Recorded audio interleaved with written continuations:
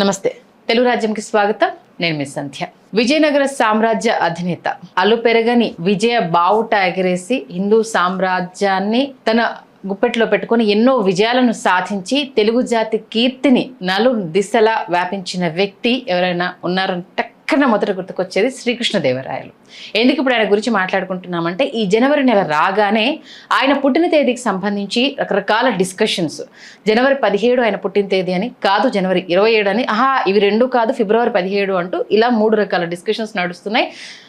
దాంతోపాటు కొందరు సెలబ్రేషన్స్ కూడా చేశారు. కానీ అవి కాదు, జనవరి 27 ఆయన పుట్టిన తేదీ అది ఖచ్చితమైన నిర్దేశితం అయ్యింది అని చెప్పేసి అని అంటున్నారు. ఎంతవరకు వాస్తవం ఇది? ఏ లెక్కన జనవరి 27 అనేది ఖచ్చితమని చెప్తున్నారు.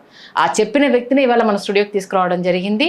ఆయనే ఆస్ట్రాలజర్, వాస్తు నిపుణులు అమర నరేష్ బాబు గారు. ఆయన అడిగి మరిన్ని వివరాలు తెలుసుకుందాం. నరేష్ బాబు గారు నమస్తే. నమస్తే మేడం. ముందుగా శ్రీకృష్ణదేవరాయల గురించి ఘన చరిత్ర పుస్తకాలలో మనం విని పెరిగిన వాళ్ళం. అవును మేడం. అయితే ముందు ఆయన గురించి తెలుసుకునే ముందు ఆ పుట్టిన తేదీ అసలు ఏం జరుగుతుందనే లోతుల్లోకి వెళ్లే ముందు అసలు ఈ అమర నరేష్ బాబు ఎవరు? నేను ఒక ఆస్ట్రాలజర్ మేడం. అండ్ వాస్తు చూస్తూ ఉంటాను. నేను ఆల్ ఓవర్ ఇండియా కూడా మొత్తం ఆల్మోస్ట్ నా క్లయింట్స్ ఉన్నారు regarding vastu. Astrology point of view కూడా చాలా మంది సెలబ్రిటీస్ చాలా మంది ఉన్నారు. బట్ నేను ఎక్కువ ఎక్స్పోజ్ కాను, అంటే ఎక్కువ మీడియా ద్వారా ఎక్కువ చెప్పకుండా ఓవరాల్ పబ్లిసిటీ ద్వారా చాలా మంది నా క్లయింట్స్ ఉన్నారు. సినిమా రంగము, రాజకీయ రంగము, వ్యాపార రంగము, డిపార్ట్మెంట్స్, అన్ని రంగాలు ఉన్నారు. బట్ ఇక్కడ ఈ పాయింట్ వచ్చేసరికి ఇక్కడ ఈ శ్రీకృష్ణదేవరాయలు గారి జననం సంబంధించినటువంటి డౌట్స్ అందరికీ రావడము, సమ్ పీపుల్ జనవరి 17, 16 డిసైడ్ చేయడము. రీసెంట్గా కర్ణాటక ముఖ్యమంత్రి సిద్ధరామయ్య గారు జనవరి 16, 17 తేదీన వేసేసి చెప్పేశారు ఆయన ఆల్రెడీ. మనం ఇక్కడ ఆయనను మనం బ్లేమ్ చేయొద్దు, ఎందుకంటే ఆయన చరిత్రకారుడు కాదు. అవును, ఆయనకి ఎవరైనా ఇన్ఫర్మేషన్ ఇచ్చినప్పుడు ఆయన ఒక ముఖ్యమంత్రి స్థాయిలో కర్ణాటక సొంత వ్యక్తిగా మెసేజ్ తెలిపింటాడు తప్ప ఆయన తప్పు కాదు. ఇక్కడ ఫిబ్రవరి 16 అనే వాళ్ళు కూడా ఉన్నారు. ఇక్కడ ఏమవుతుందంటే మేడం, వాళ్ళు వీళ్ళు చెప్పడం పక్కన పెడితే ఎగ్జాక్ట్గా మీ నాన్న యొక్క డేట్ ఆఫ్ బర్త్ మీకు తెలుస్తుంది, నాకు తెలుస్తుంది, నాకే తెలుస్తుంది. అట్లా ఆయనకి ఒక కూతురు ఉంది శ్రీకృష్ణదేవరాయలు గారికి. ఆమె పేరు మోహనాంగి. ఓకే. శ్రీకృష్ణదేవరాయలు గారు అభుక్తమాల అనే గ్రంథం రాశాడు. అవును. ఈమె ఏం చేసింది, మరీచి పరిణయం అనేటువంటి ఒక బుక్ రాసింది. మరీచి పరిణయం అనేటువంటి బుక్లో ఆమె క్లియర్గా రాసింది, మా నాన్నగారు సోన్సో డేటు, సోన్సో తిథి, సోన్సో అంటే వికృతి నామ సంవత్సరము, శుక్ల పక్షము, ద్వాదశి, అన్ని నీట్గా రాసింది ఆమె. ఆ క్రమంలో వీళ్ళు ఏం చేసినారంటే ఇంతకుముందు ఉన్నటువంటి ఇన్ఫర్మేషన్ లేకపోవడము, లేదా ఆ తాళపత్ర గ్రంథాలను సేకరించి డిస్టర్బ్ ఉండడం వల్ల తప్పు చేసివచ్చు వాళ్ళు. ఓకే. కానీ ఈ మధ్య కాలంలో ఈ చరిత్రకారులు, చరిత్రకారైనటువంటి ఒక వ్యక్తి పోలిశెట్టి సత్యరాయుడు గారు అని, ఆయన మరీచి పరిణయంలోని ఆ పద్యాన్ని మా ఇంకొక వ్యక్తి ఉన్నాడు ధూపమభిమన్యుడు అని, ఆయన పంపించాడు. ఆయన నాకు పంపించాడు, ఒకసారి చూడండి నరేష్ గారు మీరు అని. నేను ఆ పద్యంను తీసుకొని ప్రతిదీ డీకోడ్ చేసుకుంటా మన హిందూ క్యాలెండర్ ప్రకారం 1000 ఇయర్స్ ఓపెన్ చేసి చూశాను. ఇప్పుడు ప్రజెంట్ కూడా మీరు కూడా చూడవచ్చు. అది దాంట్లో 1471 జనవరి 27వ తేదీని చాలా నీట్గా రాశారు. శుక్లపక్షం వచ్చింది, ద్వాదశి వచ్చింది, వికృతి నామ సంవత్సరం వచ్చింది, తేదీ కూడా అన్ని తిథి అన్నిటి వచ్చేసినాయి. సో ఈ 16వ తేదీ రాలేదు, ఫిబ్రవరి 16వ తేదీ రాలేదు, అన్ని చూసాం మేము. చూసి మీరు కూడా ఒక బారి నేను చెప్పినది కాదు, కానీ మీరు కూడా ఆ తిథి అవన్నీ చూసి based on that Hindu calendar ఒక బారి ఓపెన్ చేయండి. 1471 జనవరి 27 ఆయన జన్మించాడు అని. మీరు ఏం రాకెట్ సైన్స్ కాదు, అది మన దాంట్లో హిందూ క్యాలెండర్ జస్ట్ మొబైల్లో ఓపెన్ చేసినా వస్తుంది. అవును. జస్ట్ 1471 పోండి, 27 జనవరి పోండి, దాంట్లో నీట్ వికృతి నామ సంవత్సరము, ద్వాదశి, శుక్లపక్షము అన్ని నీట్గా రాశాడు. అసలు ఈ కన్ఫ్యూజన్ తెర మీదకి ఎప్పుడు వచ్చింది? మీరు ఎప్పటి నుంచి దీనికి సంబంధించి రీసెర్చ్ చేయడం స్టార్ట్? మేము ఆల్రెడీ 2 years అయింది మేడం చెప్పబట్టి. ఇక్కడ నేను because I'm very low profile maintain చేసే వ్యక్తి కాబట్టి, అన్నిటికి మించి నేను చరిత్రకారుడిని కాదు, ఏజ్ కూడా నాకు పెద్దగా లేదు, జస్ట్ 40 years కాబట్టి దీన్ని ట్రీట్ చేయడం ఎట్లా చేస్తారంటే పిల్లోడు లేనుకుంటారు. ఓకే. ఇది ఒక ప్రాబ్లం ఉంది నాకు. ఇప్పుడు జ్యోతిషం కూడా ప్రాబ్లం ఉంది నాకు. అది జనరల్గా ఎవరో అందరూ ఏమంటారు, స్వామి మీరు రండి అన్నప్పుడు పోతాను, అన్ని ఊర్లో పోతుంటా. అంతా ఎయిర్పోర్ట్ ఫ్లైట్ దిగే వరకు బాగా స్వామి ఏమి అంటుంటారు ఫోన్లలో. దిగిన తర్వాత వాళ్ళు అసలు ఇతనేంది అంటే మనం మామూలు డ్రెస్ లో పోతామా అంటే స్వాములు అంటే రుద్రాక్షలు వేసుకోవాలి ఇవంతా ట్రాన్స్ లో ఉండిపోయాం కాబట్టి మనం. మేడం అది అంటారు, అట్లా అంటారు, నువ్వు అంటారు మీరు కూడా ఒకటి కాషాయం బట్టలు వేయచ్చు కదా, రుద్రాక్ష మాలలు వేయచ్చు కదా అంటే. ఇప్పుడు మల్లె పువ్వుకి గుర్తించాలా మేడం అది వాసన వచ్చేదని? అవసరం లేదు. అట్లా ఇది ఏమంటే ఐడెంటిటీ క్రైసిస్ అది. అలానే వాళ్ళు తప్పు పట్టను, ఈ డ్రెస్ వేసే వాళ్ళను ఒక స్పెషల్ రెస్పెక్ట్ కోసం వాడడం తప్పు లేదు. అది నాకు అవసరం లేదని నాకు అనిపించింది. నన్ను గుర్తించాల్సిన పని లాస్ట్గా ఇక్కడ అందరి మాదిరి పుడతాం మనం పోతాం, దానికి ఎందుకు పర్టికులర్గా నా దగ్గరికి వచ్చినా నేను చెప్తా సబ్జెక్ట్. ఆల్ ఓవర్ ఇండియా సమస్య లేదు నాతో.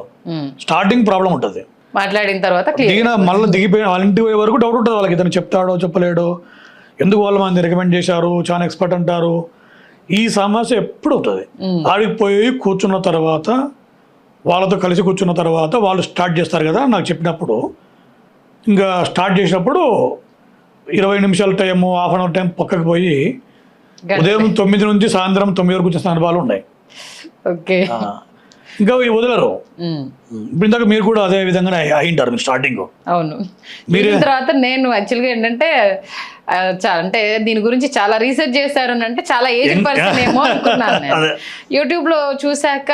అదే మీరు మళ్ళీ ఇంటర్వ్యూ చేసేటప్పుడు కూడా మీరు అదే డౌట్ చేస్తారేమో అనేసి, please madam me date of birth చెప్పండి ఉందా అంటే చెప్పడం వల్ల మీరు షాకింగ్ గానే అనిపించింది నాకు. అంటే మీ ఏజ్ కి చెప్పిన దానికి సంబంధం లేకుండా. ఇంకోటి కమ్యూనిటీ బ్రాహ్మణ్స్ కాదు మేడం, మీరు కన్ఫర్మ్ చెప్తున్నారు బ్రాహ్మణ్స్. నేను యాక్చువల్గా ఏంటంటే మీ ఫోన్ చేసినప్పుడు డీపీలో స్వామీజీ ఉన్నారు, ఆయన మా గురువు మేడం.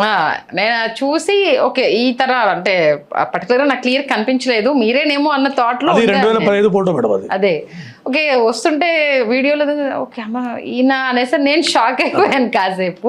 సరే సబ్జెక్ట్లోకి వెళ్దాం. అంటే రీసెర్చ్ అనేది అంటే ఎందుకు మీకు కృష్ణదేవరాయలు గారి బర్త్డే గురించి చేయాలని అనిపించింది? అసలు నాకు పర్టికులర్గా చేయాలని అనిపించలేదు మేడం. వీళ్ళు పంపించడం వల్ల ఒక భారతదేశంలో మొత్తం మనం చూసుకుంటే అశోకుని తర్వాత అంత అద్భుతమైనటువంటి వ్యక్తి శ్రీకృష్ణదేవరాయలు. ఆయన తర్వాత శివాజీ వచ్చాడు, అది వేరే విషయం. శ్రీకృష్ణదేవరాయలు ఎన్నో హిందూ టెంపుల్స్ కట్టాడు, మన చరిత్రను ప్రపంచానికి చాటి చెప్పాడు. ఆయన గురించి అన్ఫర్గెటెన్ ఎంపైర్ లాంటి వాళ్ళు రాశారు. ఒకటి కాదు రెండు కాదు, అంత గొప్ప వ్యక్తిత్వం ఉన్నటువంటి రాజును ఈ డేట్ ఆఫ్ బర్త్ అనేది మనం కరెక్ట్గా డిసైడ్ చేయకపోతే అది ఆయనకు జరిగిన అవమానంగా నేను ఫీల్ అవుతా.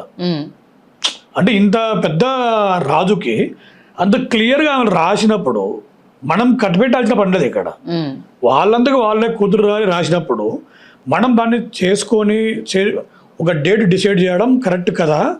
ఎందుకంటే ఈ మధ్యకాలంలో ఎక్కువగా ఆయనకు జయంతిని అధికారికంగా నిర్వహించాలని ఒక పెద్దగా ఉద్యమం అది చేస్తున్నారు. అవును, అది ఇట్ మే కమ్స్ ట్రూ, త్వరలో నిజం కావచ్చు. ఈ ప్రాబ్లం ఏంటంటే తప్పు డేట్ వాళ్ళు అధికారికంగా చేస్తే ఫర్ ఎవర్ అది ప్రాబ్లం ఉంటుంది కదా. ఖచ్చితంగా మనకు తెలియకపోతే మేము పట్టించుకునే వాళ్ళం కాదు, తెలిసింది కదా.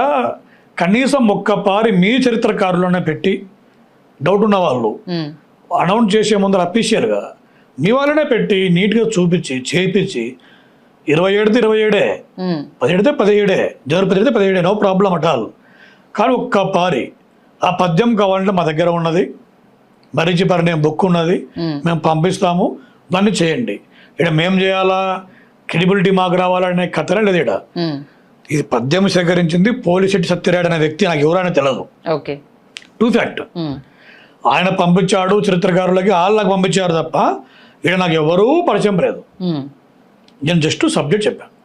ఓన్లీ ఒక హిందువుగా అంత పెద్ద రాజును తప్పుడు అని అంత మించి ఏం లేదు. ఓకే, అంటే దీనికి సంబంధించి నన్ను అప్రోచ్ అయ్యారా?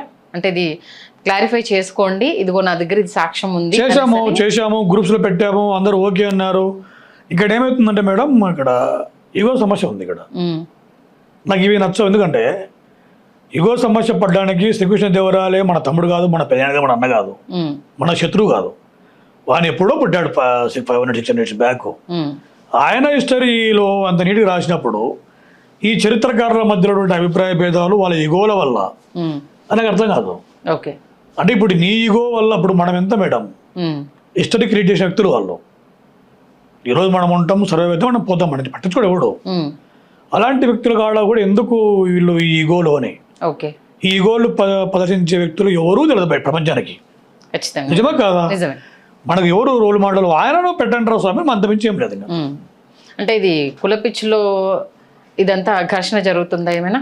ఇది కుల పిచ్చి, రాజకీయ పిచ్చి, నేను దానికి దోలిపోను మేడం. అది నా సబ్జెక్ట్ కాదు.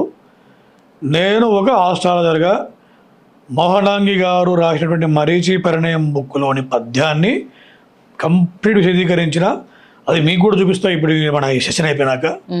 మీరే ఇంకా దీనికి మీకు ఏ సమస్య లేదు కదా, మీకు ప్రాబ్లం లేదు, మీరు జ్యోతిష్యం తెలియదు, మీకు క్యాలెండర్ తెలియదు, కానీ నేను మీకు చూపిస్తా. ఆమె అంతా నీటి రాసింది. వికృతి నామ సంవత్సరం, శుక్లమాసం, ద్వాదశి అన్ని రాసి పెట్టింది ఆమె. దాన్ని మేము చూసినాం, అదే మీకు చూపిస్తా నేను. అంటే నేను చెప్పేది ఒక సాధారణ జర్నలిస్ట్ అంటే మీకే ఐడియా వచ్చినప్పుడు చరిత్రకారులకు ఎందుకు రాదు, వాళ్ళు ఎందుకు కప్పి పెట్టాలా, ఎందుకు అంత ఇగో ఎందుకు అంట నేను. ఓకే, కేవలం ఈగో వల్ల వాళ్ళు ఇప్పుడు చెప్పింది తప్పు అవుతుందంటే వాళ్ళ మీద మచ్చపడుతుందని ఒక కారణం అంతే. వాళ్ళు చేత కాదు అని అనుకుంటారేమో అని వీళ్ళు అంత విజయం లేదాడ. ఈడ కనిపెట్టిన వాడు గొప్పడు కాదు. ఏముంది, పొరపాటు జరుగుంటుంది అంతే కదా. రాదు మేడం, టెక్నాలజీ లేనప్పుడు చెప్పిండొచ్చు. ఇప్పుడు వాళ్ళు కనిపెట్టలే కదా, పోలే వాడు క్రేజీ రానికే. అవును, వాళ్ళ కూతురు రాసింది కదా, మనకి సమస్య ఏమొచ్చింది ఈడ. ఓకే, అంతే కదా మేడం. ఇప్పుడు పొరపాటు, ఇప్పుడు మీరు నాకు లొకేషన్ పెట్టారు, నేను అటుపక్క పోయి తిరుగుతున్నా రాలేదు నాకు, నేను మళ్ళీ ఇటుపక్క తిరిగి వచ్చేసరికి టైం పట్టింది. అది మీ తప్ప కాదు కదా, ఏదో జస్ట్ మిస్టేక్ అది జరిగిపోయింది. వచ్చినాము, మీ సిగ్నల్స్ లేవు, మీరు ఫోన్ చేస్తున్నారు సెకండ్ ఫ్లోర్లో, కింద గ్రౌండ్ ఫ్లోర్లో. నేను మీకు వాట్సాప్ కాల్ చేస్తుంది, దాంట్లో మీరు తప్పు పెట్టినారని నేను ఫోన్ ఎత్తలేదని మీరు నన్ను బ్లేమ్ చేసి ఎట్టుంటుంది? పద్ధతి కాదు అది. ఇలాంటిది ఇది కూడా ఓకే, చాలా చిన్న థింగ్ అది. అంటే టీవీ ఛానల్ అవసరం లేదు. ఈ మధ్యకాలం ఒక టీవీ డిబేట్ లో పాల్గొనడం చూశాను. దీని గురించి కూడా రకరకాలుగా చర్చ జరిగింది. దాని గురించి ఏమంటారు? సబ్జెక్ట్ ఇదే. ఎవరికైనా డౌట్ ఉంటే నా నెంబర్ ఇస్తా, పద్యం పెడతా. ఎందుకంటే ఇక్కడ కులం పనిలే, మతం పనిలే, నేను సంబంధం లేని వ్యక్తి, నేనే పద్యం పెడతాను. మీరే డీకోడ్ చేయండి, మీరే డిసైడ్ చేయండి, మీ పేరే రాసుకోండి.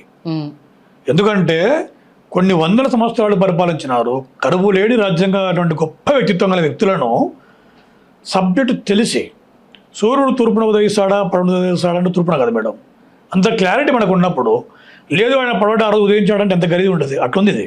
ఓకే, అంత పెంచేం లేదు. ఓకే, అంటే దీనికి సంబంధించి మళ్ళీ మీ తరపున గవర్నమెంట్ దాకా దీన్ని తీసుకెళ్లే ప్రయత్నం ఏదైనా చేయదలుచుకుంటున్నారా? ఆల్రెడీ చేస్తున్నాం మేడం. కందులు దుర్గేశ్ గారు కూడా మాట్లాడాలని చెప్పారు. మా ఎఫర్ట్ మేము పెట్టినాము. వాడు ఎంత ఎఫర్ట్ పెట్టినా చెప్పేవాళ్ళు బలంగా ఉండాలి. ఓకే, ఎట్లా అంటే ఇప్పుడు మేము అంత సీరియస్గా మీద వేసుకొని పోయే పరిస్థితి లేదు. ఎందుకంటే నేను వాళ్ళని వీళ్ళని అడుక్కొని పోయినా ఎటుంటుందంటే మేడం, అది రెస్పెక్ట్ ఉండదు. నేనేమంటా, నీ దగ్గర ఎవరైతే ఇన్ఫర్మేషన్ ఇస్తున్నారో వాళ్ళకే విషయం చేరివేస్తే బాగుంటుంది కదా అని ఏజ్లో పెద్ద వాళ్ళకి, పెద్ద వయసు ఉన్నటువంటి చరిత్రకారులకి చెప్తున్నాను నేను. మీరు ఆ పని చేయండి, చేసే పని పొరపాటు లేకుండా చేస్తే ఒక డేట్ డిసైడ్ అయిపోతుంది. Some people they celebrate on February 16th, some people January 16th, 17th, some people January 27th అనేది మేము కనిపెట్టింది కాదు ఆమె, ఇంకొందరేమో ఫిబ్రవరి మేము చెప్పింది కాదు, అది ఆమె చెప్పింది నాయన, మా నాన్న 27 పెట్టాడు అని. బట్ రియల్గా అది తేదీ ప్రకారము, తిథి ప్రకారం మన 15th అయిపోయింది. ఓకే, తిథి ప్రకారం మనం జరుపుకోము కాబట్టి అది ఎవరి ఇయర్ మారుతూ ఉంటుంది కదా మేడం, అందువల్ల చేయకి రాదు అది. సో డేట్ ఫిక్స్ చేయండి, January 27th అనేది. నేను గవర్నమెంట్లకు కానీ రిక్వెస్ట్ చేసేది అదే మేడం. మీరు అనుకున్నది ఖచ్చితంగా రీచ్ అవ్వాలి. మన చరిత్ర పుటల్లో ఆయన ఒక ఉన్నతమైన వ్యక్తి. అలాంటి వ్యక్తి జయంతికి సంబంధించి ఇలాంటి కన్ఫ్యూజన్స్ లేకుండా కరెక్ట్ డేట్ ఫిక్స్ అవ్వాలని మేము కూడా మనస్ఫూర్తిగా కోరుకుంటున్నాం. Thank you madam. Hello, Telugu రాజ్యం ఛానల్ చూస్తున్నారా? సామాజిక, రాజకీయ, జీవన చిత్రణే తెలుగు రాజ్యం. అతిశయోక్తులు, అసత్యాలు ఉండవు. రాజకీయ కోణం కాదు, ప్రజా కోణమే కొలబద్ద. తెలుగు రాజ్యం వీక్షణ మీ ఉత్తమ అభిరుచికి నిదర్శనం.